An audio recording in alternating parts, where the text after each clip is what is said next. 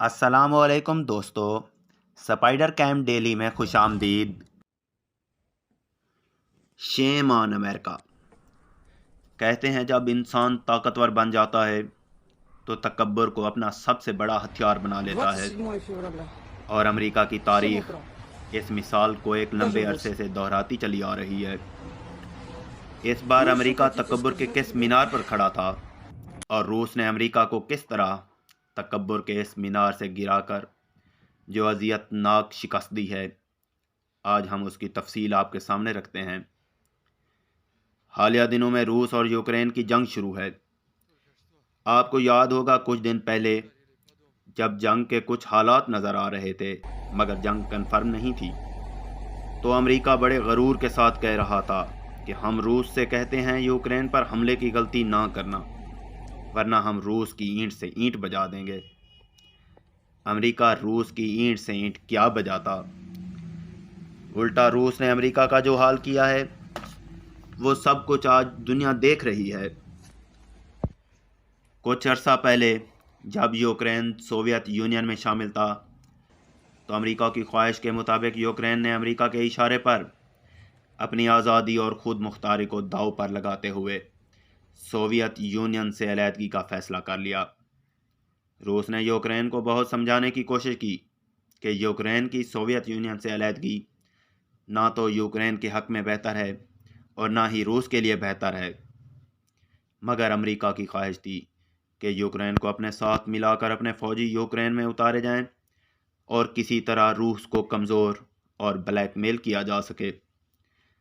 آخر Ukraine Soviet union سے علیحدہ ہو کر روس کا دشمن اور امریکہ کا حامی بن گیا۔ اس وقت تو یوکرین کا یہ فیصلہ یوکرین اور امریکہ کے حق میں نظر آ رہا تھا، اور اس فیصلے سے روس کو بہت نقصان پہنچنے والا تھا، مگر بدلتا ہے رنگ آسماں کیسے کیسے۔ ایک غلط فیصلہ کیسے یوکرین کے پورے ملک کو لے ڈوبا۔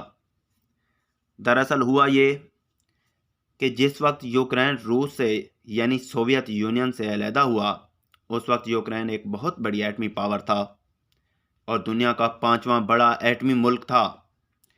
اس وقت یوکرین کے پاس 3000 ایٹمی ہتھیار موجود تھے۔ امریکہ نے یوکرین کے ساتھ ایک معاہدہ کیا جس کے مطابق یوکرین اپنے تمام ایٹمی ہتھیار امریکہ کے حوالے کر دے۔ اس کے بدلے میں یوکرین کی حفاظت کی ذمہ داری امریکہ نے قبول کر لی۔ امریکہ نے اپنی تاریخ میں بھلا کون سا وعدہ نبھایا تھا جو اس معاہدے کا پاس رکھتا؟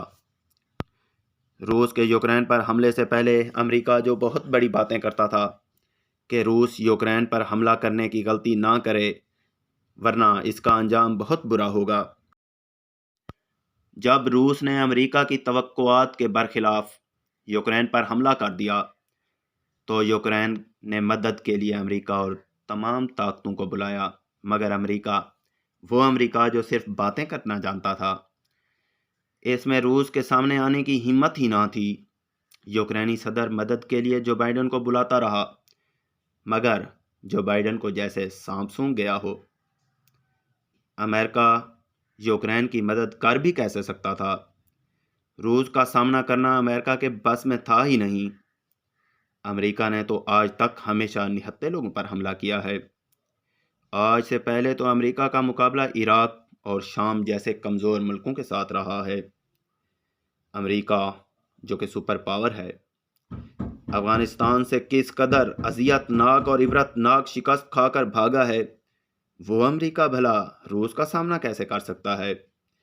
آج یوکرین جل رہا ہے اور امریکہ اپنا منہ چھپا رہا ہے۔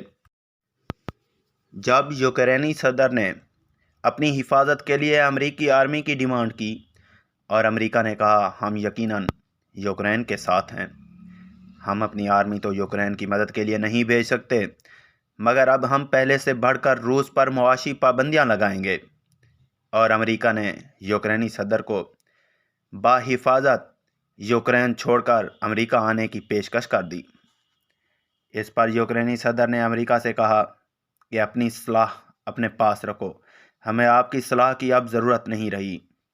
اور یوکرین کے صدر نے کہا جب تک ہو سکا میں اپنی آرمی اور اپنی عوام کے ساتھ مل کر آخری دم تک لڑتا رہوں گا۔ یہ ہے وہ امریکہ، اور یہ ہے اس کا دوہرا معیار جس کو آج تمام دنیا دیکھ رہی ہے۔ اب امریکہ کی حیثیت تمام دنیا پر واضح ہو گئی ہے، اور ہر ملک امریکہ پر شیم کہہ رہا ہے۔ شیم آن امریکہ، شیم آن USA، شیم آن یونائٹڈ نیشن۔